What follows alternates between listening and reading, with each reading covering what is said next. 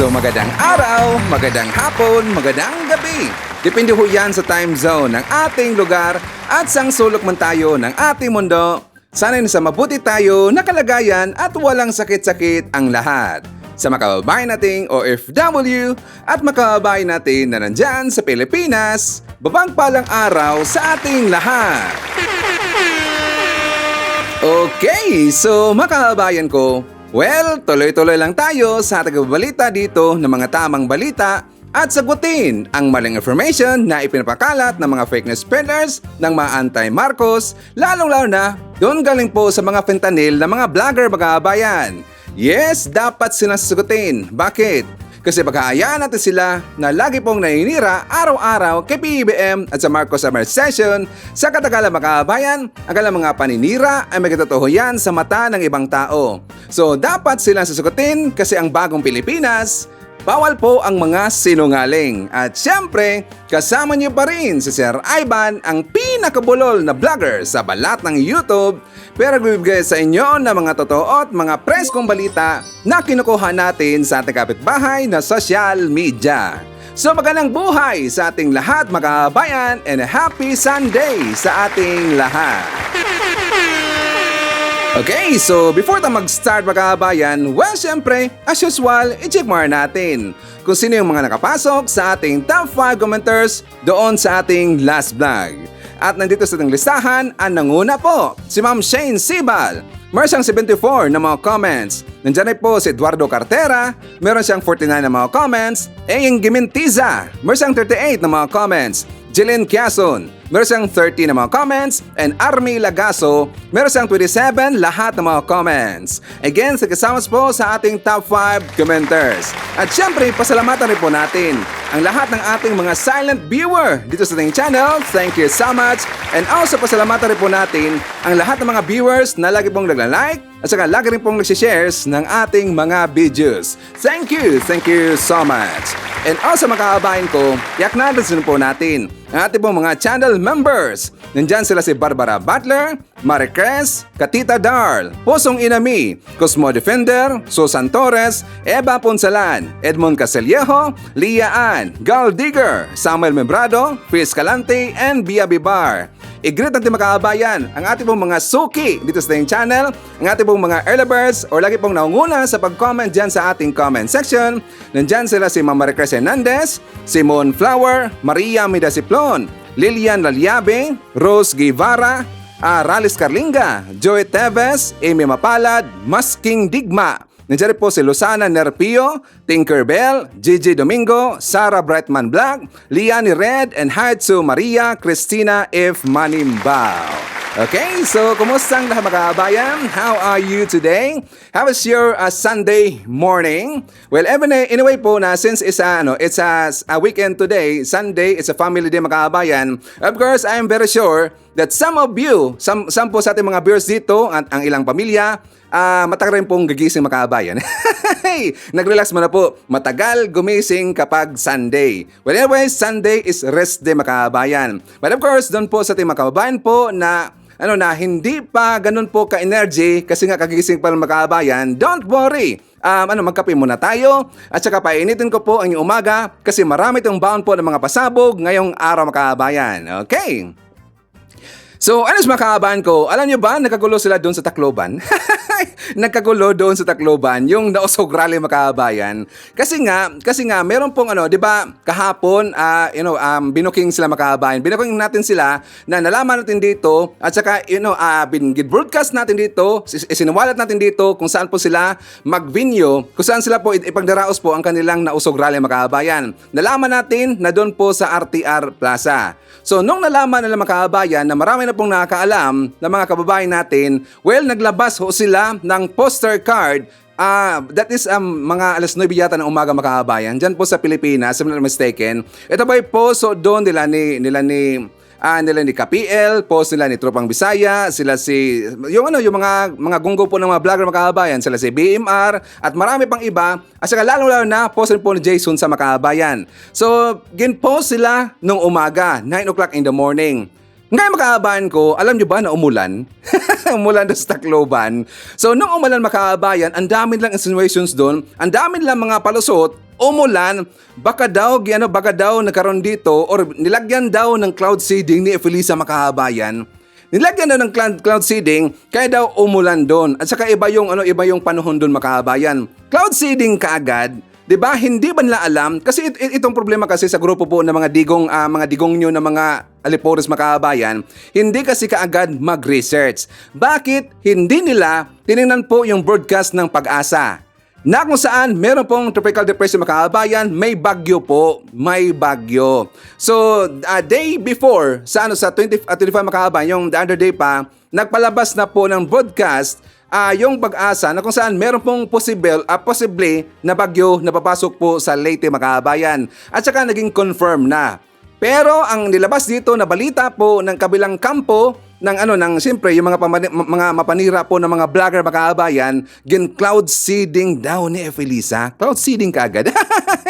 Kung cloud seeding po ni Efelisa yung buong Leyte makahabayan, that's just Leyte sa Samar, Northern Samar, sa may Biliran area. Ang laki kaya ng gasto ng cloud seeding. Ay, gonggong talaga eh. Magonggong makahabayan. Yun kasi yung mga utak ng mga tungaw. Cloud seeding. Ngayon, alam niyo ba makahabayan na meron rin pong nakaabot sa atin or actually nakita ko to doon sa post po ni Crisette Loretta Cho makahabayan. Di ba kilala natin si Crisette? Yung napakarabid talaga na DD supporter si Crisette makahabayan. Meron dang nag-forward sa kanya na video na kung saan hindi lang po ulan makahabayan, meron din pong nakita doon sa RTR Plaza may inilagay po na mga heavy equipments. Meron po dump trucks like meron ka nakita doon I think ambulance yata yun if not mistaken. Meron pong maliit na dump truck, meron pong malaki na dump trucks makahabayan. Nilagyan doon sa RTR. Well actually yung video po na pinakita natin dito kasi nga di ba napakita ko dito makahabayan na picture po doon sa RTR Plaza kasi nga guys ginsabihan ko kasi ginsugo ko yung pinsan po ng aking asawa makahabayan na pabidyohan doon. Yung video na pinakita ko sa inyo, di ba wala pa po mga heavy equipments. I think siguro mga gabi doon makahabayan, nilagyan po ng heavy equipments ng gobyerno po ng Tacloban. Alam niyo po, kasi nga 'di ba sabi nila bakit daw sila sinopress dito. So sabi na makahabayan, bakit daw parang takot daw si SMR na magkaroon ng rally diyan po sa Tacloban City. Well actually ito kasi mga gonggong, hindi kasi sila mag-isip kagad na yung RTR Plaza makahabayan ay hindi naman yan property po ng local government ng Tacloban. Hindi po, 'di ba taga Tacloban, correct ba si Ivan? 'Di ba yan po ay property ng province of Leyte. Tapos ngayon mga kabayan, ang tinitira nila si SMR. Si SMR kaagad, tinitira nila ang mga Romualdez na takot daw kay FPRD, kay Digong, kaya daw sinopress po, nilagyan daw ng mga equipment doon po sa RTR Plaza para hindi daw matuloy yung kanilang rally mga kabayan. Para daw hindi matuloy. Alam nyo, wala naman kami pagkailam dyan sa rally nila. Pero ang dapat sisihin ninyo, ang dapat ninyong paparinggan, yung mismong gobernador po ng province of Leyte. Sino ba yung governor po ng province of Leyte makabayan? Si Gob Pitilla. Siya po, hindi natin alam, siya ba yung nag-decide dyan, hindi natin alam, pero hawak ho yan ni Pitilla yung RTR Plaza makabayan, hindi po Romualdez. Okay, so sa mga gonggong nandito, yung mga anti-Marcos na nandito, yung mga haters sa Sir Ivan, para at least alam ho ninyo, hindi po hawak ni Romualdez yung RTR Plaza, kundi hawak ho yan ni Gob Pitilla. Okay? Para at least para po sa inyong kaalaman, hindi yung pagiging tanga tayo, umatake kaagad sa Romualdez, hindi nyo alam kung ano ang totoo. Okay? So ngayon makahabayan ko, nung nag-release sila ng poster, umaga makahabayan. So nag-decide sila maglabas po ng panibagong poster makahabayan. So ang next nila, ang kanilang plano po na ibang venue kung sakaling hindi sila matuloy dyan sa RTR makahabayan, abay pupunta sila doon sa Palo makahabayan, sa Palo. I think sa Boy Scout yata na monument yon if not mistaken. Sa Boy Scout Monument, yes, sa Boy Scout Monument sa Palo, Leyte makahabayan. So pupunta daw sila doon. Well, of course, hingin naman sila dito ng permit ng taga Palo makahabayan. Kasi nga, siyempre, ang Palo, iba naman kasi, iba rin po dito sa may Tacloban area. So, dapat hingin po sila ng permit doon sa may Palo area makahabayan. Well, of course, alam nyo po, para sa akin, no, wala namang problema ang kanilang rally mga kabayan.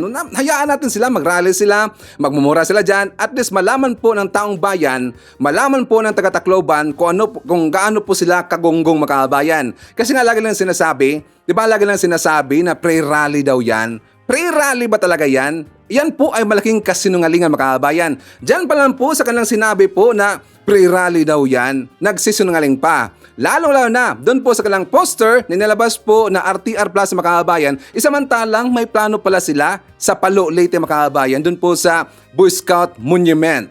Kaya yun po ang sinabi, I think ito po yung nagko-incide doon po sa sinabi po ni KPL na ano daw na parang nililito yung tao mga kabayan. Kaya nga naglabas sila ng dalawang poster, I think doon po sa Boy Scout Monument, sa Palo Leyte, or dyan po sa RTR Plaza mga kabayan. Diba dyan palang nasisingaling na sila? Or bakit naman sila mag-ingay kaagad at sa titirahin po yung mga Romualdez mga kabayan. Samantalang ulitin ko na po dito, wala pong kinalaman yung Romualdez dyan po sa RTR Plaza. Kahit mismo na po ang kalang Alipuris mga kabayan, I think taga-Tacloban yata to. Meron kasi nag-comment doon, sabi po dito na Iris Cheryl Herrera Tunog. Doon po siya nag-comment kay Chris Loret mga kabayan, kay Cho. Doon siya nag-comment, so ibig sabihin, I think siguro siya po isang follower po ni Crisette. Sabi niya, for your information po, property po ng Province of Leyte ang RTR Plaza, not LGU Tacloban po. Huwag niyo pong idamay ang Tacloban. Okay, kung sakaling nakuha man sila ng permit doon sa Tacloban, pero ang may malaking kung talaga diyan makabayan, yung rule, yun po talagang taga Province of Leyte, ang governor na si Petilla. Kahit meron silang permit po sa LGU, wala naman kasi yung makabayan, walang kwenta yan kasi nga hawak nga ni Gov Petilla. Okay? So ngayon makabayan ko, may post po itong si Crisette. Sabi niya, may nagpadala doon sa kanya na mensahe, included po yung video na yung makabayan kung saan nakita natin na meron pong nalagay po ng equipment doon sa loob sa RTR. At saka honestly nakita ko rin po yan doon sa post po ng Isimina makabayan. So kapirmado, meron talaga mga heavy equipments nilagay po sa loob po ng RTR Plaza. Ngayon, sabi ni Crisette makabayan, alam nyo, mapapatunayan natin dito na si Crisette po ay nagsinungaling. Bakit? Sabi niya, may nagpadala doon sa kanya na kanyang follower na taga-Tacloban makabayan. Take note, taga-Tacloban daw. Okay, sabi niya, situation now in RTR Plaza in Tacloban City, where PRRD will hold a maisog rally on May 25 sent by a Taclobanon to me. Take note, sent by a Taclobanon to me. I was told there are trucks there are now which will make it hard for people to gather or attend. Sabi daw ng taga-Tacloban makabayan, sabi niya, Tacloban is a bailiwick of the Romualdezes, although he's not well loved in our province, the way the Dutertes are well loved in Davao. Hindi daw love ng taga-Tacloban ang mga Romualdez makabayan. Sa mga taga-Tacloban, maniniwala ba kayo or agree ba kayo na hindi po minahal ng taga-Tacloban ang mga Romualdez? Please comment dyan sa baba at babasahin niyan mamaya ni Sir Ivan. Sabi daw yan ng taga-Tacloban makabayan. So patuloy tayo. Sabi niya, he's not loved, period. Wala lang kami choice. As in literally, walang ibang tumakbo against Martin for the last few terms makabayan. Wala dang tumakbo na against kay Martin. Doon pa lang meron ng problema. Bakit si Ivan? Hindi ba niya alam na ang mayor dyan makabayan si Alfred Romualdez? Hindi po si Martin? Diba? So dyan kagad natin may kita na sila po'y nagsisinungaling. And I'm very sure, 1000%, hindi po taga-Tacloban ang nagbeses kay Crisette, kundi gawa niya makabayan. Bakit? Kasi kapag taga-Tacloban ka, kilala mo yung mga opisyal doon po sa Tacloban. Ako nga, taga-Palumpon ako, pero kilala ko po yung mga opisyal doon sa Tacloban makabayan. How much more yung mismo mga lokal diyan sa Tacloban makabayan. Tapos sinabi na si Martin daw, wala dang tumakbo kandidato na mag-against doon kay Martin. Isamantalang, alam ho natin, si Alfred Romualdez po yung mayor diyan sa Tacloban. 'Di ba? Malaking sinungaling. Dapat natin pong hubaran ito pong mga fake news peddlers makabayan. Ginagood time kasi nila ang mga viewer, parang ginawang tanga makabayan. Hindi na alam, marami pong nakatingin sa kanila na mga against po sa kanilang makabayan. Magunggong talaga eh. Di ba mga Tacloban? Correct ba sa Ivan? Dapat natin po silang hubaran. Dapat po natin silang babantayan mga kabayan. Okay? So dyan pa lang po siya nga pala sa, sa mga Tacloban, no? Keep safe tayo kasi nga under po sa, sa signal number 1 yata. Diba, signal number 1 na po yung Tacloban mga kabayan, yung latest sa Northern Samar, Samar, sa Mabiliran area, at saka marami pang iba mga kabayan. Pati rin po yung Eastern Samar, at saka yes, Northern and Southern Leyte. Medyo number 1 na ho sila mga kabayan. Pero sabi nila mga kabayan, gawa daw yan ng cloud seeding ni Efelisa. Cloud seeding kaagad. Diba? Parang naman, grabe naman si Efelisa, cloud seeding kaagad. Nakakatawa naman. So anyways mga kabayan ko, so mamaya pag-usapan rin po natin kasi sino ba dito? Nakita po sa interview, yung ambush interview po ni PBM doon po sa Zamboanga Peninsula mga kabayan. Sino bang nakita doon? Di ba meron kasing nasabi doon si PBM na para sa akin pagkaintindi ko mga kabayan, napahiya itong si Digong. Yes, napahiya itong si Digong. At saka meron pong nakita mga kabayan na balita na kung saan mamimiligro dito yung negosyo ni Digong mga kabayan. Yes, si Digong naman po. Mamiligro ito, no? Sayang po mga bilyones eh. Ano yan, Sir Ivan? Mamaya papakita natin yan. Sayang po ang negosyo ni Digong. Ngayon mga kabayan, pag-usapan rin po natin. Kasi nga, yung mga sinabi nila na land titles, di ba land titles, naalala nyo kahapon, sinabi ko na ito pong si Malotekia na tinira po si PBM. Kasi lagi daw namimigay ng ayuda mga kabayan. Namimigay ng ayuda, wala dang ibang proyekto si PBM, wala dang ginawa si PBM, hindi daw napaganda ni PBM yung Pilipinas kasi puro dang paayuda mga kabayan. Pero alam nyo ba, ito pong land titles, mga titulo po ng lupa na ibinigay ni PBM doon po sa ating mga kababayan na mga magsasaka, mga fishermen, doon po sa mga kababayan natin po nangangailangan talaga ng tulong po, ito po yung malaking tulong sa kanila. Lalo na po sa mga magsasaka mga kababayan. Bakit? Kasi kapag hindi po sa kanila yung kanilang lupa, ito po para po maintindihan po sa mga gunggong talaga ng mga tao, hindi po mag-isip mga kababayan, hindi lang ginagamit po yung mga critical thinking nila, basta atake kagad kay PBM kung ano po yung sinabi ng kanilang poon, kung ano pong sinabi po ng kanilang mga idol nila na mga vlogger mga kababayan, maniniwala kagad. Like for example, dun po sa interview ni Tikia dun sa SMNI, the fake news that matters. So dun sila kagad po maniniwala mga kababayan. I-explain natin. Dapat malamdagan ang kanilang mga pag-utak mga kababayan. Dapat po magising sila sa katotohanan. Bakit? Ang land titles po malaking tulong ho yan sa mga magsasaka. Bakit hindi po sila makarecover kaagad sa kanilang mga expenses yung mga magsasaka dahil po nasa utang po mga kababayan kasi nga wala pa silang sariling lupa. Di ba maintindihan natin yan? Kaya nga maraming nahirapan po ng mga magsasaka sa panahon po ni Digong, sa panahon po ni FBR, hanggang dumating lang po itong si GMA, di ba? Tas hindi po yan na mga kababayan, hindi po yan naresolba nila. Buti na lang, dumating po ang isang Marcos naging presidente mga kababayan. Kasi ang problema po ng mga magsasaka, nasulbad ho yan. Yan po mga land titles na yan, wala pong may-aring iba niyan mga kababayan, unlike po doon kay Digong. Diba sabi ko sa inyo, meron pong interview itong si PBM na kung saan mapapahiya talaga itong si Digong. Numpisahan kasi ni Tikiyay, risbakan natin mga kababayan, risbakan natin. So una-una, ipapakita ko muna sa inyo. Ito pong balita na kung saan namigay po si PBM ng land titles doon po sa Zamboanga Peninsula mga kababayan. For more details, let's watch this. Pinangunahan ni Pangulong Ferdinand R. Marcos Jr. ang pamimigay ng land titles and support services sa mga magsasaka ng Zamboanga Peninsula. Yun ang ulat ni Regine Lanuza. 42 taon nang sinasaka ni Mang Ramon Sioco na ang kanyang sakahan sa Kulangco, Zamboanga del Norte. Pero wala pa itong titulo. Ito lang ang pinagkukunan nila ng pang-araw-araw na pangangailangan. Dito niya na itaguyod ang kanyang 4 na anak. Kaya naman, laking tuwa niya nang ipagkaloob na sa kanya ang titulo. Wala ring pagsidla ng tuwa ni Lourdes Sadred dahil titulado na rin ang kanyang halos kalahating ektarya na lupa na minanan niya pa sa kanyang ama na buong buhay hinintay na magkatitulo ang sakahan. Sina Mang Ramon at Aling Lourdes ay dalawa lamang sa mga agrarian reform beneficiaries dito sa Zamboanga Peninsula. Nabiyayaan ang distribution of land titles and support services na pinangunahan mismo ni Pangulong Ferdinand Marcos Jr. na benepisyohan nito ang mga magsasaka sa Zamboanga del Norte, Zamboanga del Sur at Zamboanga Sibugay. Sa buong rehiyon, halos 5,000 titulo ng lupa ng 70,000 ektaryang lupain ang naipamigay sa may 4,000 benepisyaryong magsasaka. And finally, karon, and I'm so happy for them that they'll be able to get their titles for this land that they were working for many, many years.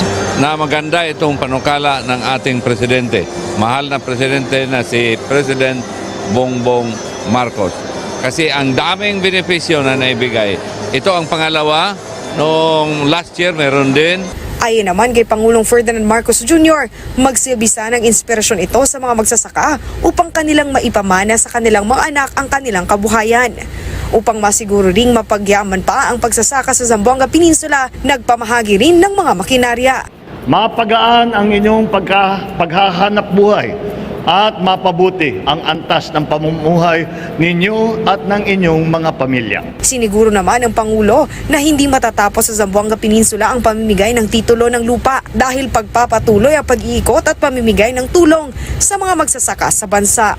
Lubos naman ang pasasalamat kay Pangulong Ferdinand R. Marcos Jr. at sa pamalaan ng libu-libong agrarian reform beneficiaries sa Zamboanga Peninsula sa natanggap na titulo ng lupa at ayudang pangsaka. Yan ang ulat naman ni Jaira Mondes ng PTV Davao. Lubos ang tuwa ng higit 4,000 agrarian reform beneficiaries o ARBs sa Soc-Sargen Region nang sa wakas ay may sarili na silang lupa matapos ang ilang dekadang paghihintay. Mismo si Pangulong Ferdinand R. Marcos Jr. ang nanguna sa pagbibigay ng Certificate of Land Ownership Award o CLOA sa nasabing rehiyon.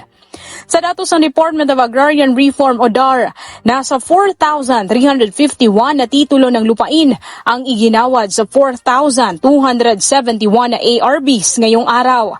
Sila ay mula sa Cotabato, Sarangani, South Cotabato at Sultan Kudarat provinces. Mr. President, kung natatandaan po ninyo, yun pong ginawa pong batas ng inyong ama na isinulat niya mismo. Yun hong isinulat niyang batas. Yung PD 27 po, yung unang-unang agrarian reform law na nakapagbigay ng lupa sa milyong-milyong Pilipino na kanilang sinasaka ngayon. Sarili po niyang penmanship. Napaka-grateful po. Alam po ng ating mga kababayan yan. Nagpaabot naman ng taos-pusong pasasalamat ang mga benepisyaryo at tiniyak na pagsisikapan nilang mapaunlad ang kanilang sakahan. Ang mga pasasalamat na iyan, inipon pa ng mga benepisyaryo sa mga sulat na personal na inabot pa kay Pangulong Marcos Jr. Malaking pasalamat namin dahil natulungan kami sa programa na ito, ma'am. Malaking pasalamat namin sa programa ni Pangulong Bongbong Marcos po. Ang lupa hindi naman sa amin, sa ako na sa tayo nanay. Pero kayo po yung tatanggap. Nagpapasalamat ko sa ating Pangulo na ibinigay ng titulo namin. Maraming salamat. Makaasa po kayo na ang bunga ng inyong pagsisikap na kami ay mahatiran ng kaukulang serbisyo ay susuklian namin ng bayang pagsusumikap. Bilang mga ERB, gagawin po namin ang lahat upang mapagyaman at mapagalagaan ang lupang inyong ipinahagi sa amin. Maraming salamat po. Nagpahayag din ng pasasalamat at suporta ang South Cotabato Provincial Government sa Pangulo upang maging abot kamay ang tulong sa mga kababayang Pilipino sa Mindanao. Ang presensya po ninyo, mahal naming Pangulo, ay talagang nakapagbibigay hindi lamang ng kagalakan sa aming rehiyon, kundi ito ay magtutupad ng pangarap ng mga pamilya dito sa aming rehiyon. Ayon kay Pangulong Ferdinand R. Marcos Jr., wala na silang babayaran na amortization sa kanilang natanggap na lupain. Burado na rin aniya ang utang ng ilang magsasaka sa ilalim ng Agrarian Emancipation Act.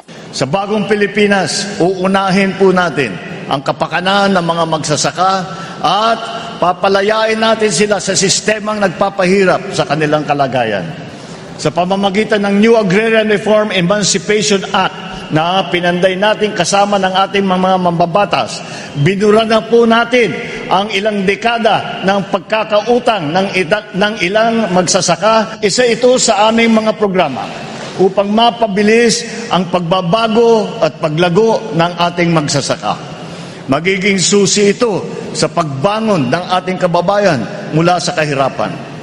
Sa ating mga benepisyaryo, naway magbukas ito ng iba't ibang pagkakataon upang mapabuti ninyo ang inyong mga sarili at matupad ang inyong mga hangarin para sa inyong pamilya at para sa ating bansa. O ayan na nga, magkaka-stress mga kabayan, mas lalong magkaka-stress ito po mga anti-Marcos dahil po dito sa nabalitaan nila, naburado na po yung mga utang, yung utang po ng mga farmers mga kabayan dahil po yan sa programa po ng DAR.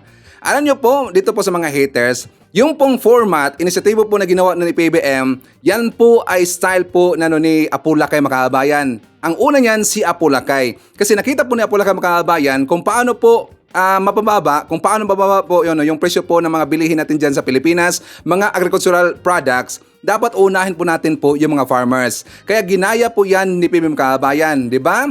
Kita natin na talagang natuwa po, talagang masaya po yung mga farmers natin mga kabayan. Yan po'y hindi ginawa sa previous administration, di ba? Kaya nga sila nagpapasalamat po ni PBM. At saka nakita nyo rin po yung balita po nung taga-Tawi-Tawi mga kababayan, siya po yung pinaka-first. CPM po yung pinaka-first na presidente na na pumunta doon sa Tawi-Tawi at namigay po ng mga cash aids mga kababayan, di ba? At saka namigay po ng mga land titles. So ganun po kagaling si PBM. Yan po ay wala sa previous admin mga kababayan. Nakatawa naman. Nagkaka-stress. Masakit kasi yan pakinggan po sa kanang mga tinga mga kababayan. Kapag maganda yung nangyayari po sa Marcos admin, hindi na yan matanggap. Pilit nang sisiraan po si PBM kasi gusto lang itaas po yung puon ng mga kababayan. Pero hindi po hindi po kayang gawin po ng previous admin yung nagawa ngayon ni PBM. At yan po ay hindi po nila matanggap mga kababayan. Okay? So ipapakita ko sa inyo. Kasi nga nagkaroon dito po ng ambush interview si PBM mga kababayan na kung saan ito po ay tungkol po sa pamimigay niya ng mga land titles. Kasi mga kababayan ko, Di ba nagka-problema po sa panahon po ni Digong, kung malalaho natin, namigay nga ng lupa si Digong pero mayroong problema mga kababayan. For example, doon po sa Boracay, malalaban natin yung mga katutubo natin po ng mga indigenous people, yung mga ati mga kababayan. Di ba? Tas ang sinisisi dito kaagad yung gobyerno ni PBM ang tinira kaagad ng mga DDS. Sabi lang, tingnan nyo, ninakaw na ng gobyerno po ang mga pagmamayari daw ng ati, yung mga land title na mga kababayan, yung mga lupa. Ang hindi nila alam, yung pong lupa na yon na tinirikan po ng mga ate at saka yun po ibinigay po ng Duterte administration, may-ari pala yung mga kababayan. Meron pong may-ari. Pero at least yun po sila tinulungan po ng gobyerno natin, tinulungan po ng DAR, nirelocate sila at ngayon binigyan sila ng mga land titles na wala pong may-ari mga kababayan. So happy na mga yun ang ate.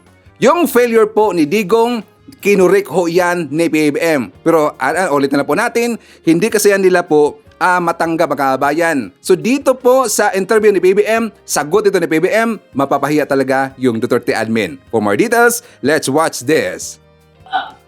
Dahil yung mga qualified na beneficiary ay matagal na nasa amin yung listahan. Hindi lang talaga nagawa yung pagbigay ng titulo. Ang nangyari, nagbigay ang gobyerno nung nakarangat nung panahon pa yata ni FPR, nagbigay ng tinatawag na consolidated CLOA. Yun lamang, yun sa consolidated CLOA, maraming may-ari ng lupa, hindi nila alam kung saan yung kanilang isasaka ng lupa. Kaya nakakagulo, hindi nila matrabaho na mabuti. Ito, yung titulo, maliwanag na kung ano ang survey, kung saan ang area, kung saan ang bawat may pag-aari ng bawat beneficiary. Kaya yung mga sa qualification, matagal nang nasa amin yung listahan. Ngayon pa lang namin gagawin, aayusin lahat ng titulo para lahat ng beneficiary ay alam nila kung alin, nasaan, gaano kalaki ang kanilang lupa at kung ano yung isasaka nila. Kaya yan ang aming ginagawa ngayon. So, palagay ko, patuloy lang ito. Tuloy-tuloy lang aming gagawin ito para matapos ito na lahat ng beneficiary na dapat nabigyan ng titulo ay mabigyan bago matapos ang aking term. Okay, so call out doon po sa mga mapanirang tao, mga lipor, si Digong, sila si Jason Sa, Malotekia, si Crescent, si Lopez, sila si Hitad, sino pang mga vlogger na makabayan. Alam nyo po ang anong malaking problema doon sa po sa Duterte admin kay Digong. Ang problema doon, wala silang proper consultation. Yun po ang problema makabayan. Basta lang meron silang gustong tutulungan, magpapotoos, magpapasikat makabayan, pero walang proper consultation. Yun po ang nangyari doon po sa issue po ng Boracay Makabayan. Yung land title, binigay nila doon sa kababayan natin po ng mga indigenous people, yung ate, pero meron palang problema. Bakit? Ulitin natin dito, walang proper consultation makabayan. Unlike dito po sa Marcos admin, ginagawa nila yan para hindi po yan magka-problema makabayan. So walang problema po yung mga beneficiaries dito po sa Marcos admin kasi yan po talaga sinigurado ng makabayan na magiging kanila po yung mga lupa nila. Okay? So, good job po sa Marcos administration at saka hand salute po kay PBM. Okay? So, yung makaabahan ko, ibabagita ko sa inyo. Dito kasi natin po, dito natin makikita kung gaano ba kalaki yung pakakaiba, ganito nga pala kalaki pong pinakakaiba ni PBM at saka kay Digong Makabayan. 'Di ba si PBM talagang very statesman. Hindi siya magmumura, hindi siya doon, hindi siya mang-apak ng tao. Basta siya makabayan trabaho lang, magiging statesman. Unlike doon kay Digong, 'di ba, mahilig siya magmuray, hilig magmura, hilig manakot, hilig po manggipit o mangipit makabayan. Yan po ay mali. Yan po ay malaking pagkakamali doon po sa mata ng ibang tao makabayan. Well, siyempre, marami pong mga nauto po ni Digong, pero doon po sa mga matitino po ng mga tao makabayan at talagang magaling po mag-isip, yan po ay malaking pagkakamali. At ito po ang napakalaking pagkakaiba ni PBM doon po kay Digong Makabayan. For more details, let's watch this. Kaya kilalang-kilala mo yung mangmang, madaling magalit eh. Galit agad, nakasigaw agad, nakasinghal agad. Kung magsalita, walang pag-aalaala sa kapwa-tao kung masasaktan ng kapwa o hindi. Ganun ang mga mangmang. Pero yung nag-uunawa, sabi sa Biblia, siyang makupad sa pagkagalit, may dakilang pag-uunawa. Ngunit siyang madaling magalit, nagbubunyi ng kamangmangan.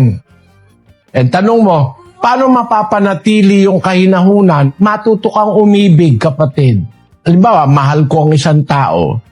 Kahit nagagalit na ako, hindi pa rin ako nagagalit, napipigil ko kasi mahal ko yung isang tao eh. Pero pag halimbawa, lagi kang galit, ibig sabihin wala kang pag-ibig noon. Lagi nakasigaw, lagi nakasinghal, laging kung magsalita ay nakakasugat ng damdamin, walang pag-ibig sa kapwa yung ganun. Matuto lang tayong umibig, magiging mahinahon tayo. At ang pagiging mahinahon, kasama rin yung makupad sa pagkagalit. Yun ang sinasabi doon sa Santiago 1:19, basahin natin. Nalalaman ninyo ito, minamahal kong mga kapatid. Ngunit magmaliksi ang bawat tao sa pakikinig, magmakupad sa pananalita, magmakupad sa pagkagalit. Magmakupad ka sa pagkagalit. Magmakupad ka sa pananalita. Baka yung sasabihin mo, makakasakit ng damdamin ng iyong kapwa. Pero maging maliksi ka sa pakikinig ng salita ng Diyos. Di ba? So yan po ang malaking pagkakaiba ni PBM doon kay Digong. Kasi si Digong Makabayan, mahilig talaga magmuray, mahilig magmura, mamang-apang ng tao. Pero bakit niya ginawa? Ito ang naging sa isip Makabayan. Ito po ang ito ang aking nakikita. Bakit siya lagi po namumura? Kasi marami siyang failures makabayan. So kapag yung tao maraming failures, idadaan yan sa mga pagmumura. Kasi doon po sa mga pagmumura, marami kasi doon parang matikitan na, wow, ang galing naman ito. Ang galing naman ito, wow, bravo, ito si Digong talaga, magaling na presidente kasi magmura. Minumura niya mga tao. Pero dito po kay BBM, talaga kita natin dito na he is well loved by the Filipinos. Marami pong nagmamahal sa kanya makabayan. Kahit nga yung mga dilawan, yung mga liberal, yung liberal, yung dilawan, mga pinklawan, talagang nagustuhan po yung ang pamumuno ni PBM. Yung polisiya ni PBM nagustuhan po ng dilawan. Samantala yung dilawan makabayan, yan po ay rival ho yan ng mga Marcos, 'di ba? Pero ngayon, iba po nangyari makahabayan. Sila po'y nagustuhan nila ito yung ginawa ni PBM kasi nga okay naman talaga si PBM at ang kanyang mga pulisiya, kanyang mga proyekto, ang kanyang mga plano, future projects, maganda po makahabayan. Yan po ay pang long term at malaking tulong ho yan sa bansang Pilipinas. Kaya nagustuhan siya dito sa mga ayaw sa kanya noon ng mga Marcos pero ngayon sumuporta na kay PBM. 'Di ba? So mga anti-Marcos, mga DBS na mga vlogger, i-debunk nyo si Sir Ivan. 'Di ba? Tikiya. I-debunk mo si Sir Ivan. So, anyways makahaban ko, before tayo mag-jump po sa ating news sa topic, well, sa damar natin, nandyan po si Florifigo Mapak, Rosemary Borby, nandyan po si Josephine Abiba, hi to Player, hi to Jovi Montero, Angelita Holsinger, hi to Jamel Bragas, nandyan po si Beth Modisto, Apple Nash, si Mizo LB, nandiyan po si MG Pitet, ishoutout natin si Ruben Basinga Salindong, Vector Robin, Gemma Sampilo Camarines, nandiyan po kasama natin si Junits Jax, Rosalie Cartera, and hi to Biyahe ni AJ TV. Okay, so doon po sa intro makahabayan, di ba sinabi ko na mamimiligro dito yung negosyo po ni Digong? Bakit si Ivan? Kasi nga doon po ito sa press conference po ni yung bagong Senate President na si Chis Escudero Makabayan, natanong kasi sa kanya yung tungkol po dito sa Pogo. Na kung saan ano ba yung plano po ni Chis dito po sa Pogo kasi nga malaki talagang problema ang naidulot ito sa bansang Pilipinas Makabayan. So dito po ang plano po ni Chis Makabayan ay actually, meron pong nag-file, hindi po Chess, meron pong nag-file na isang mababatas na ipagbabawal na yung Pogo sa Pilipinas. O yun po ay anti-Pogo bill, makabayan. Ngayon, bakit sa Ivan, anong problema ka doon kay Duterte? Naalala nyo ba ang sinabi po ni Harry Roque makabayan? Di ba yung video pinakita natin dito na sabi niya, ito pong Pogo ay may malaking cash resources na ibinibigay po kay Digong Makahabayan. Nalaban natin yan sa Duterte administration. Di ba? Malaking cash resources ang naibigay doon kay Digong. Malaking budget Makahabayan. Bilyones ho. Ayon ho yan ni Rocky Kayo mga DDS, ayon ho yan ni Rocky. At napakita ko na dito yung video na yan. Hindi po yan fake news. Okay? So sa balita niya Makahabayan, let's watch this. Dahil sa pagdami ng krimen na iniuugnay sa Pogo kabilang na ang human trafficking, nag-aain na si Senator Sherwin Gatchalian ng panukalang batas na tuluyang magbabawal sa operasyon ng Pogo sa bansa. Yan ang ulat ni Daniel Manalastas. Isang panukalang batas na ang inihain ni Senator Sherwin Gatchalian na layong ipagbawal ang operasyon ng Philippine Offshore Gaming Operators o POGO sa bansa. Sa gitna ito ng sangkatutak na kaso at krimeng inuugnay dito. Sabi ni Gatchalian, base raw sa cost-benefit analysis ng Department of Finance noong 2022, aabot sa 133 hanggang 144 billion pesos ang economic benefits ng POGO sa bansa taon-taon. Pero nagdulot din daw ng kawalan ng kita sa bansa ang POGO na aabot sa 147 billion pesos kada taon dahil sa nawawalang potensyal na pamumuhunan at kita sa turismo.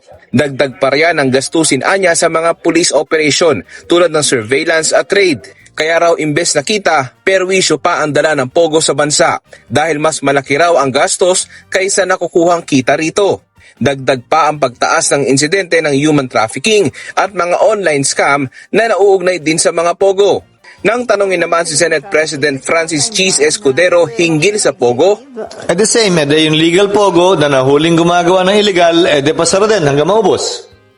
My point is, ang krimen, maski sino pang gumawa, nagsimula mang legal o sa simula pa lang illegal na, kung illegal na ang ginagawa, dapat ipatigil. Personally, Ang mas gusto ko nga, kung gusto natin mag-ban ng pasugalan, ito nga, hindi pa nga Pilipino nagsusugal, i-ban na lang natin lahat. Di ba? Para wala nang sugal sa Pilipinas.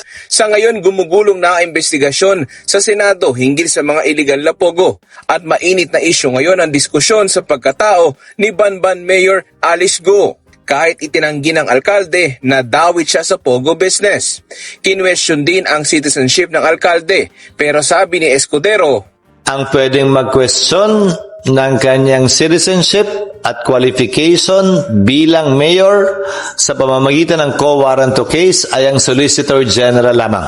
Let me say it this way, the burden of proof is on those saying she's not. Kung illegal na pogo yun at may kinalaman siya, dapat din sa panagaso. At marahil, yun ang mas malakas na kaso para suspindihin siya, preventive suspension man lang, kesa yung citizenship na dapat ihain ng Solicitor General's Office. Okay, so question makahabain ko. Agree ba kayo na ibawal sa Pilipinas yung lahat po ng mga pasugalan? Please comment dyan sa baba at babasahin ho yan mamaya ni Sir Ivan. I am very sure, 1,000% marami pong umalma dyan makahabain.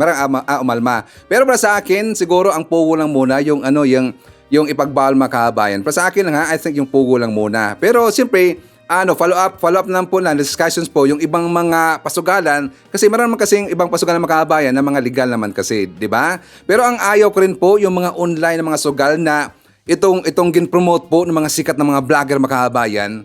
Yes, marami dyan. Tingnan nyo po yung mga sikat na mga vlogger. Meron silang gin-promote dyan ng mga pasugalan, mga online. Yan po ay dapat ipagbawal rin po. Para sa akin, dapat magbawal talaga yan So, next makahabayan ko. Siya nga pala, may question po ako. Okay naman sa inyo na iban po sa Pilipinas yung TikTok makahabayan? Meron kasing plano. May plano po isang bababatas sa gobyerno natin na I think meron siyang ihain po yata na bill makahabayan na ipagbawal na sa Pilipinas yung paggamit po ng TikTok or yung mismong TikTok na applications. So, agree ba tayo na ipagbawal po ang TikTok sa Pilipinas? Please comment dyan sa baba at babasahin ho niyan mamaya ni Sir Ivan. Okay? So, speaking po of Mayor Alice Go, kasi meron po tayong nakita po, actually meron po nag-forward sa atin, mga kababayan, ang viewer natin, nag-forward sa atin ng isang video. Ito po ay galing po sa isang whistleblower sa China mismo, mga kababayan. I'm not sure kung siya ba ay journalist, pero nakita po natin siya dyan po sa YouTube, mga kababayan. Siya po si Jiang, nakalimutan ko lang nila. Basta siya po ay isang Chinese or China insider siya. Meron siyang nakita dito na research na tungkol po ito sa pagkatao po sa papa po ni Mayor Alice Go, mga kababayan, na konektado pala sa CCP. And not just CCP, siya konektado, ito pong papa po ni Mayor Alice Go ay mukha daw nagtatrabaho po sa isang Chinese spy agency, mga kababayan. For more details, let's watch this.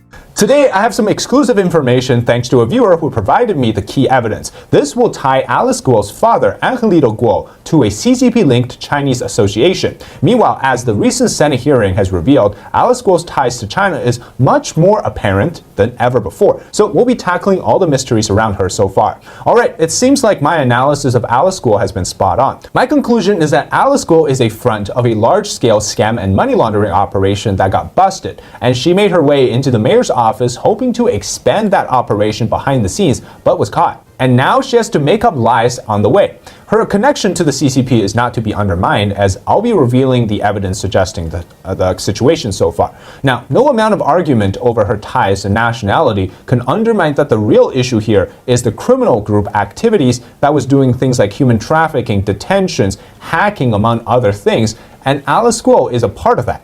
She was revealed at a recent hearing to be a business partner also of the main suspects in the biggest scam and billion-dollar money laundering case in Singapore, which we'll talk about in the second half.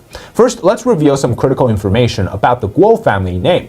To start with her father, we have to backtrack to her family name first. So here's the context.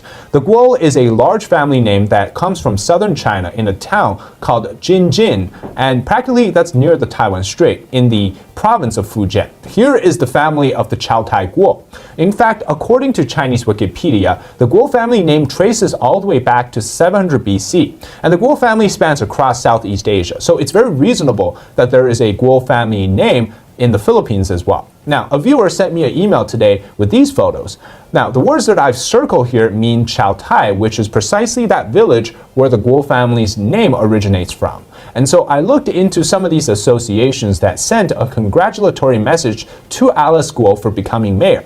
This one here reads Family Pride, and it's from the Hong Kong Chao Tai Guo Clan Association, and another one from the Hong Kong Chao Tai Association, and the third from Philippine Chao Tai Association. Notice how they all differ by the name slightly, but they all signal that these associations belong to the larger Guo family and the extended families, and they span across the overseas reach, as well as they all are linked together based on the family name.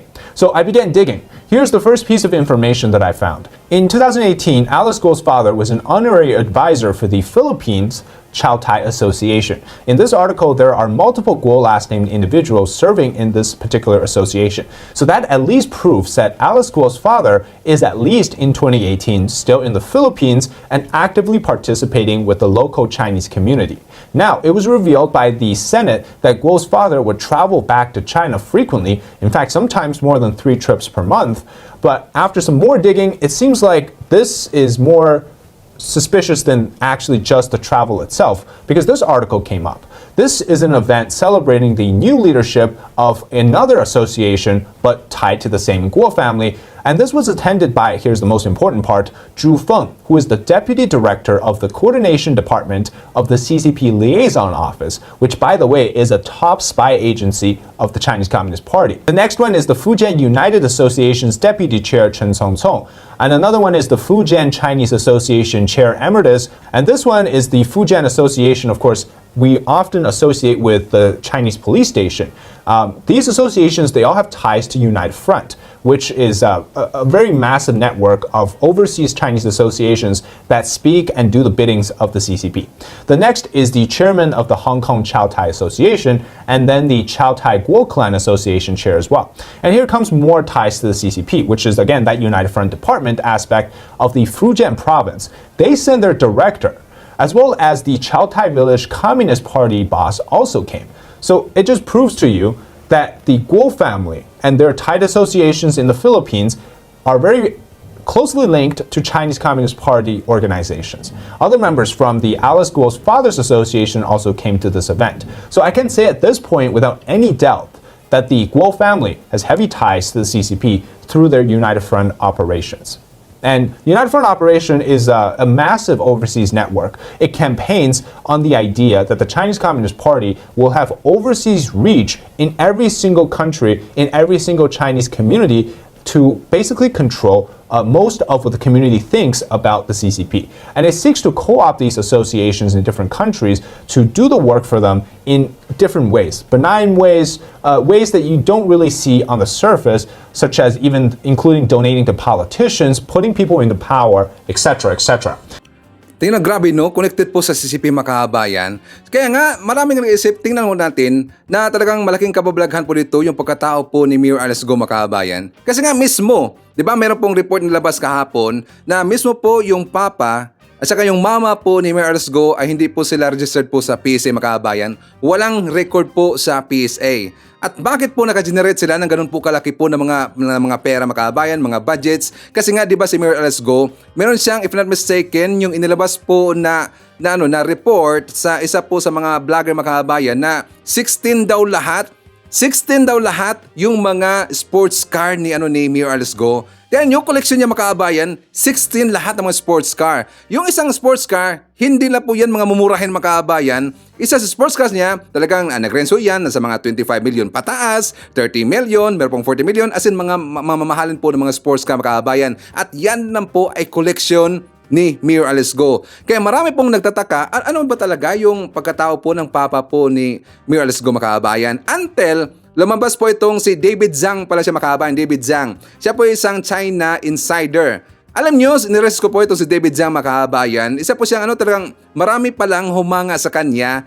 Ang kaya nga binansagan siya, the whistleblower, doon po sa China. Kasi yun po mga grupo, like for example sa mga Chinese spy, CCP, o mga like for example dito po sa credentials, mga informations po tungkol kay Mayor Alice Go, siya po yung mahilig po magbulgar, makahabayan. Kaya binansagan siya ng the whistleblower sa taga-China. Wala siyang takot, makahabayan. So dito po, tingnan nyo, mabanggain po ni David Zhang yung mga CCP, makahabayan, Chinese spy agency ng China.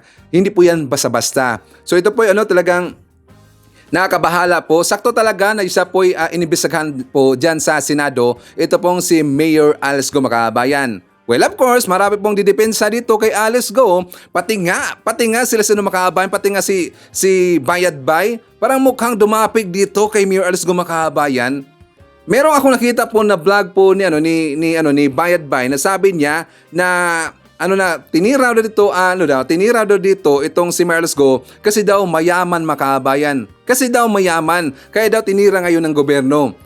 Putsa, hindi naman ganun po sa kung wealthy ka ba, kung marami kang pera. Ang pinag-usapan dito na sa Senado, yung security concern, makahabayan, yung security concern. Hindi naman ganun ka kayaman, ganun ka dito, ito konektado ka, mayor ka, na Chinese. Hindi po yun, kundi ang security concern. Sino ba talaga itong si Mayor Alice Go? Baka siya po ay isang spy, makahabayan.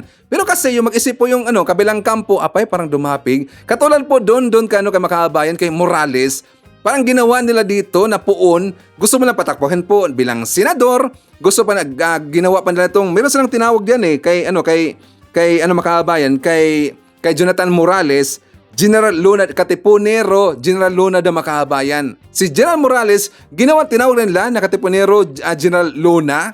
Siya nga pala, doon po sa ninakaalam, si Morales at saka si Picoy, makahabayan, pinalaya na po. Yes, pansamantalang pinalaya po. Yes, kay siyempre, di ba sinabi ko sa last vlog natin, makahabayan, paano ba sila si Picoy at saka si Morales makakalaya ba to? Kasi nga di ba magkaroon po ng recess, makahabayan. Kasi nga magkakaroon po ng recess yung Senado, so kung kapag hindi po sila palalayain, matagalan sila magstay po doon sa Senado, makahabayan, doon po sa detention center nila. So ito po ay pansamantalang pinalaya po. Pero iniba kasi yan po ng kabilang kampo. Labas po sila si Hitad, ginawa nilang hero. Yun pong grupo po na third floor studio ng mga vloggers, si Pam. Sila daw yung tumulong, makahabayan, para daw makalaya itong si Morales. Kahapon, meron silang ginawa po na meet and greet doon po kay Morales, makahabayan. Ito pong kanilang Facebook account na Sulong at Matatag na Pilipinas. So doon po, ang daming vlogger. Ang daming vlogger ng kabilang kampo, makahabayan. So siyempre, kinausap nila kaagad si Morales, happy sila kasi dahil po sa ginawa nila, sa panawagan nila, sa meron silang ginawa daw na vigil, napalaya daw itong si Morales. Pero hindi nila alam na ang humingi dito ng pabor kay Chis, makahabayan, ay mismo pong si Jinggoy. Si Jinggoy po at saka ito pong si Bato. Ang nanawagan doon kay Chis, kasi Jinggoy po si Bato, pinalaya mismo ni Jinggoy ito pong si Morales at saka si Picoy, makahabayan. Diba? Si Jinggoy po yung nagpa-cite in contempt kay Morales. Siya rin po dito yung nagpalaya. Bakit? Ito daw isang humanitarian considerations po base po kay Jinggoy, makahabayan. Siya parang naawa siya Kasi nga, siyempre, mag-recess muna sila at walang tao po doon sa Senado. So, matagalan doon sila ito pong si Morales at si Picoy. So, pansamantala mo nang pinalayas. Ngayon, ito po ating ebidensya, makahabayan, na sila po si Jinggoy at si Bato, yung nakiusap po doon kay Chess na palayain muna itong si Morales at saka si Picoy. For more details, let's watch this.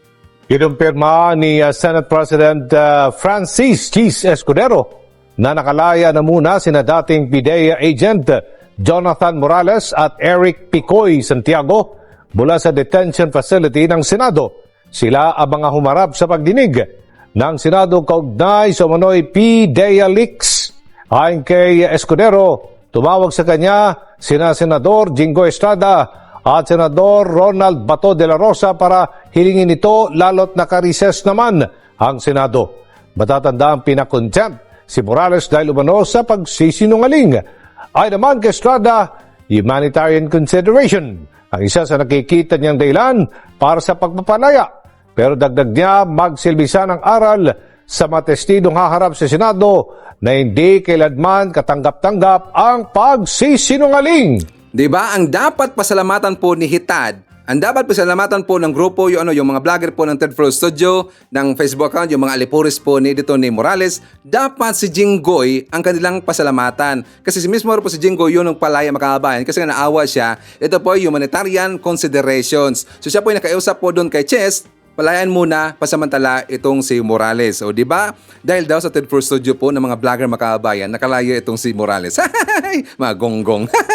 So anyways, ay shout out natin. Nandyan po si Evelyn Garcia. Hi to Lula Joe. Nandiyan po si Munez Borromeo. Shout out po sa kay from Philippines, Hong Kong to Ireland. Nandiyan po si Jess Tubtub from Calamba, Laguna.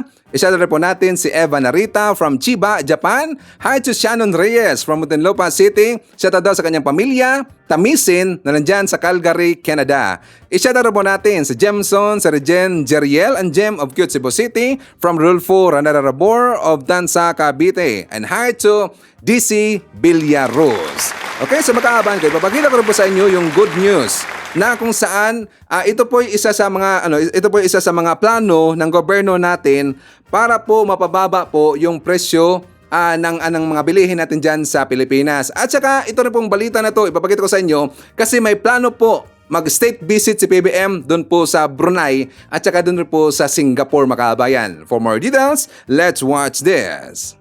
Tutungo si Pangulong Ferdinand R. Marcos Jr. sa Brunei sa susunod na linggo para sa kanyang kauna-unahang state visit doon. Gayon din sa Singapore para naman dumalo sa isang forum. Yan ang ulat ni Kenneth Pasyente. Isusulong ni Pangulong Ferdinand R. Marcos Jr. ang kapakanan ng Pilipinas sa nakatakda niyang pagpunta sa Brunei Darussalam at Singapore sa susunod na linggo. Sa Malacanang press briefing, sinabi ng Foreign Affairs Department na kasado na ang kauna-unahang state visit ng Pangulo sa Brunei kung saan nakatakda siyang magkaroon ng pulong kay Brunei Sultan Hassanal Bolkiah. Inaasahang mapag-uusapan ng dalawang lider ang pagpapalakas ng ugnayan ng dalawang bansa, partikular sa usapin ng pagpapalago ng ekonomiya, gayon din ang people-to-people relations. But we want to focus in on economic cooperation. As you know, Brunei is a powerhouse in terms of energy, but they are also a good source of a good market also for us. Inaasahan ding mapipirmahan ang ilang Memorandum of Understanding na sakop ang priority areas kabilang na ang agrikultura, food security, maritime cooperation at turismo. Pangungunahan din ng Pangulo ang serye ng mga business forum sa Brunei para makapanghikayat ng potential investors na maglagak ng pamumuhunan sa bansa.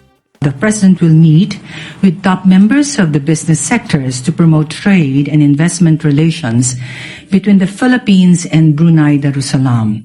Bibisitahin din ng punong ehekutibo ang Filipino community roon para alamin ang kanilang lagay at ipaalam ang mga programa ng pamahalaan para sa kanila. Sa Singapore, nakatakdang magbigay ng keynote speech ang Pangulo sa International Institute for Strategic Studies o IISS Shangri-La Dialogue. Nakauna-unahang pagkakataon para sa isang presidente ng Pilipinas. Ang IISS ay isang think tank organization para sa defense issues. Magbibigay daan ito sa bansa para ilatag, mapag-usapan at tugunan ng ilang regional at global security challenges. Nakatakda ang pagbisita ng Pangulo at ni First Lady Liza Araneta Marcos sa Brunei at Singapore mula May 28 hanggang May 31. Malaki naman ang tsansang bumaba ang presyo ng mga produkto tulad ng bigas. Ayon sa Agriculture Department, kasunod ito ng rebate sa mga truck na dumaraan sa expressway na may dalang agricultural product sa Hunyo. Epektibo na ang Agri-Trucks rebate na naayon sa direktiba ni Pangulo Ferdinand R. Marcos Jr. na gawing abot kaya ang presyo ng mga bilihin. Ikinatuwa ng Samahang Industriya ng Agrikultura ang programang ito na menos gasto sa transportasyon ng mga magsasaka at biyahero na tiyak na may papasa sa retail o palengke. Malaking tulong sa kabawasan sa presyuhan ng ating agri-commodities, lalo na sa bigas. Weekly yung rebates.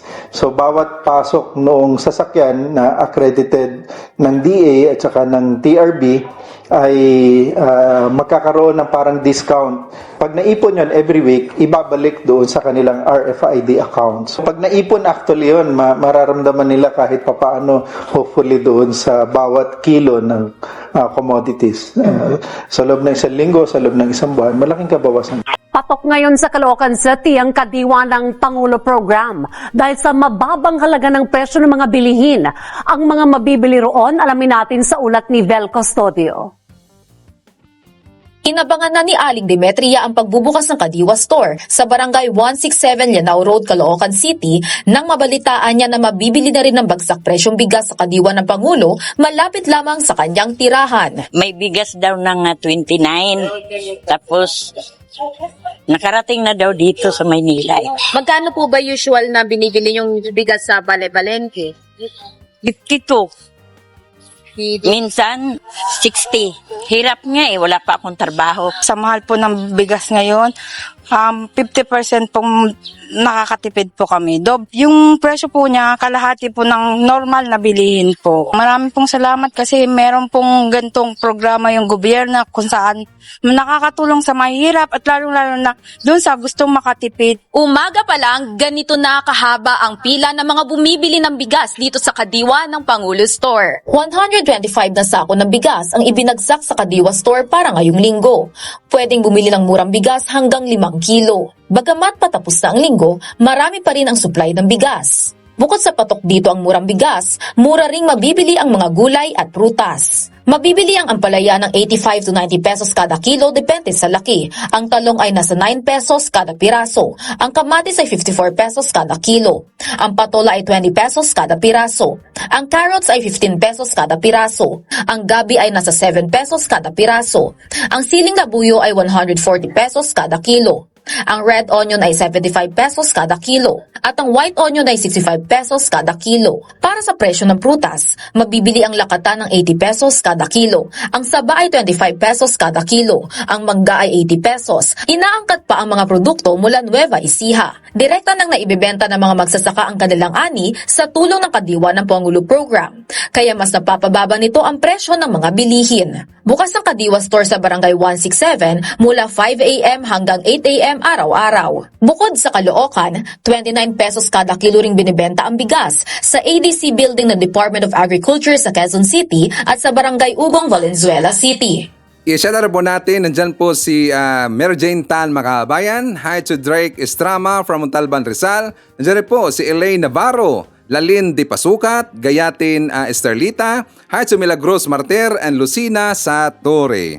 Okay, so ipapakita ko sa inyo, mga kabayan, yung pong hinanaing na mga mangingisda natin doon po sa Baho de Masinloc. Kasi nga talagang ginigipit sila ito, mga kabayan. Ginigipit po sila ng Chinese Coast Guard. So every time po na mangingisda sila, doon po sa Baho de Masinloc, tinitira ho sila ng water cannon, mga kabayan. Kaya sila dito po ay humingi ng saklolo sa gobyerno. Nung nakita ko nga kahapon ang kanilang conference, mga kabayan, talagang nakakayak talaga eh.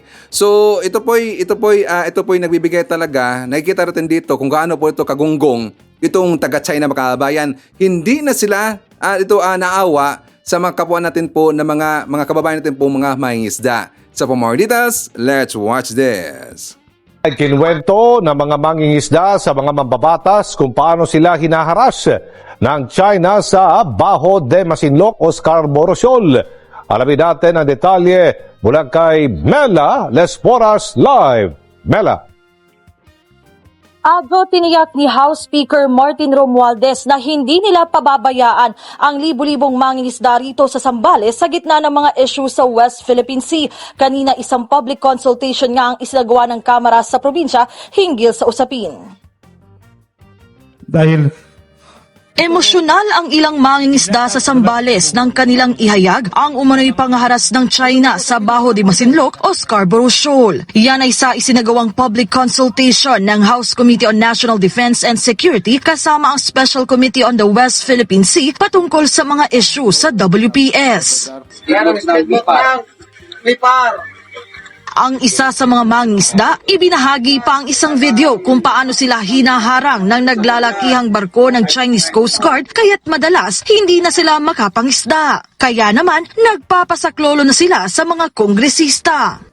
Ito po, dinadaan ko na lang po sa luha. Dinadaan ko na lang po sa inyo dahil ngayon na po kayo bumaba. Ramdam naman ninyo siguro ang kahirapan namin. Sino ba ang tutulong sa amin? Wala po kaming kilala dahil maliit lang po kami.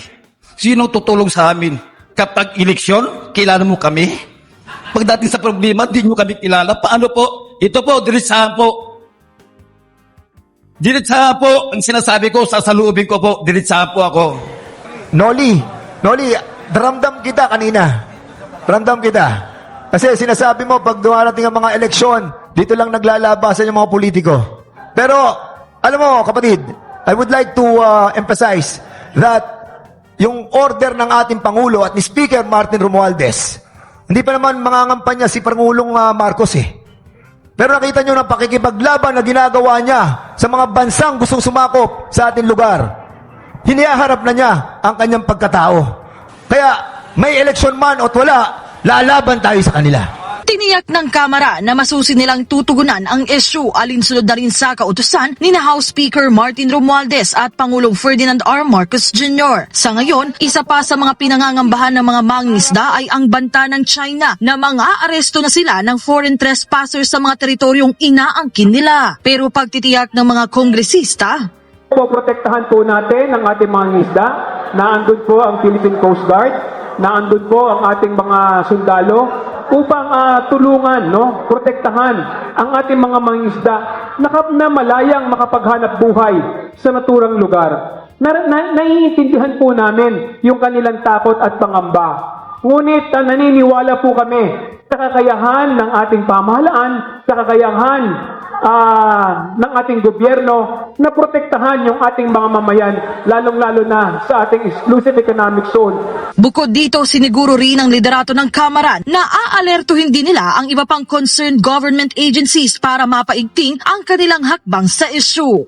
Malapit na naman yung budget season.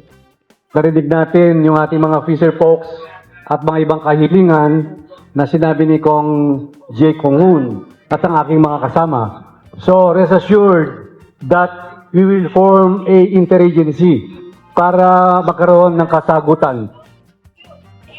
Aljo, kanina nga sa press conference ay naitanong din ng House Media sa ating mga mambabatas ang kanilang reaksyon patungkol sa isang napaulat na world's largest China Coast Guard ship na namataan sa Philippine waters. Pero ayon sa mga mambabatas, kumukuha pa sila ng wala pa silang impormasyon ukol dito. Pero ang paulit-ulit nga nila, Aljo, na tinitiyak talagang nga sa panig ng Kamara, ipaglalaban nila ang karapatan ng ating mga kababayan, lalo na nga ng mga mangingisda na itong pangingisda nga ang pangunahing kabuhayan at pinagkukunan ng kanilang pampakain din sa kanilang pamilya, Aljo.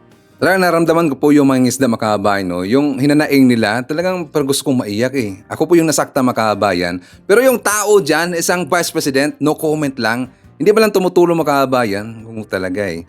So anyways, makabayan ko, thank you nga pala sa lahat po na nag-comment. And also, any comment, suggestion, or reaction po sa ating mga topics ng araw, please feel free to comment dyan sa baba at babasahin nyo yan mamaya ni Sir Ivan. At syempre, yan po ang ating mga nakalap na nga balitang ng araw. Kung nakaabot ka po sa portion na to, sana nakapag-like na ho tayo. Libre po ang mag-share. Libre din ang mag-subscribe. Again, maraming salamat sa mga viewers na hindi nag-skip ng ating mga commercials. Thank you so much. At before natin tatapusin ang ating programa ngayong araw, sana sabayan nyo si Sir Ivan para sa ating live messaging prayer.